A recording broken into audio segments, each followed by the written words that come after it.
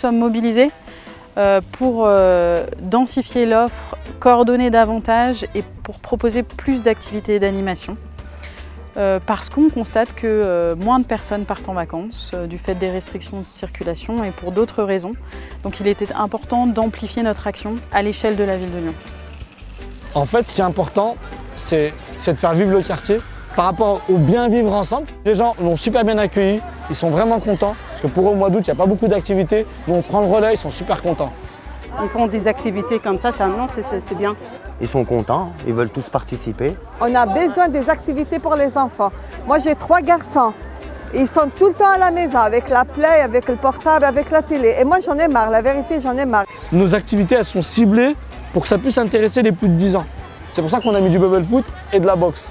Si on avait mis que des structures gonflables avec des toboggans où il y a juste à sauter, on serait envahi par des petits et les grands ne seraient pas venus. Ils seraient venus pour regarder, mais ils n'auraient pas participé. Et là, on ne serait pas dans nos missions. Vous voyez ? Il fallait ajuster ça aussi. C'est un moyen de réunir les gens, mais aussi d'aller au plus près des habitants qui ne vont pas facilement dans les structures. On essaye d'accompagner au mieux pour que des activités soient proposées, des temps forts, des temps conviviaux, que les gens puissent se retrouver autour de temps festifs. Aujourd'hui, il y a des pataugeoires, il y a plein de monde qui est là, on est super contents et on s'amuse.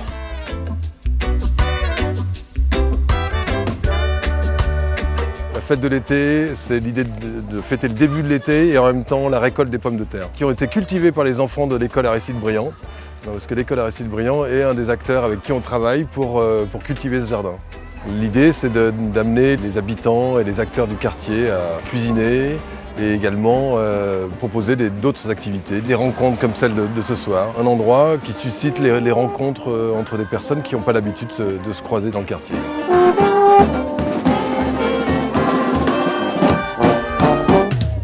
Le fait que les enfants viennent, et on le sait pour d'autres actions également, ça permet aussi aux parents de participer, aux grands-parents parfois. Et donc on touche toute la famille en proposant des activités peut-être d'abord dédiées aux enfants, mais qui attirent un public plus large.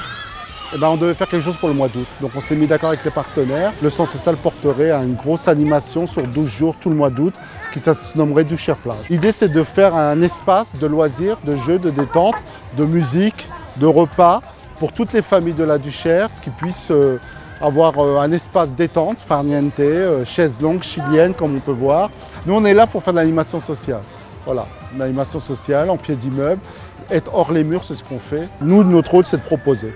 Et on essaie de faire, mais les gens y répondent favorablement, viennent en famille, on le voit beaucoup, et tant mieux, tant mieux.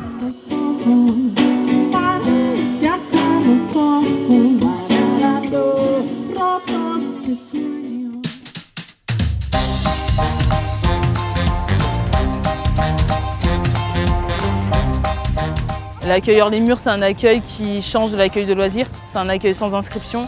Donc ça veut dire que l'enfant peut venir quand il le souhaite dans l'après-midi, repartir quand il le souhaite. C'est vraiment, comme j'ai dit, il gère son rythme à sa façon. On s'amuse et on joue. On fait du Uno, du double, on fait du 8 américain. On peut dessiner, on peut tout faire. Du ping-pong, un éparvier. L'été, on était quasiment fermés, mais on voulait garder une visibilité donc avec le hors les murs dans le quartier. On ne voulait pas en fait que cet été il n'y ait rien et que le centre social ne soit pas sur la place, alors que c'est aussi l'été qu'il se passe des choses et qu'on a aussi ces familles qui partent pas en vacances, qui ont besoin en fait d'activités. Là, on est vraiment ouvert et les gens viennent beaucoup plus facilement, via les enfants notamment, demander des renseignements, demander de l'aide. C'est beaucoup plus facile pour eux de passer par ce biais-là.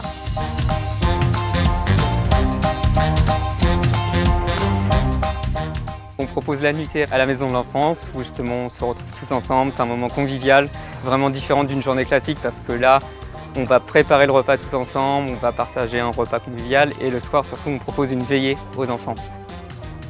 On prépare à manger, une salade de riz avec comme un sandwich avec une saucisse. On s'est douché, on a préparé le repas, on a mangé, on va faire la veillée et on va dormir.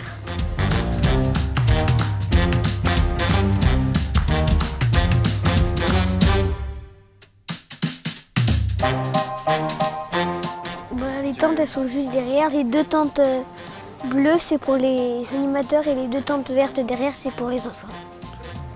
On est quand même à côté d'une grande forêt, j'ai un peu peur la nuit, mais il y a beaucoup de légendes. Et vu que là, on dort à l'extérieur et que je suis pas avec ma famille et que je suis pas dans un bâtiment, ça fait peur.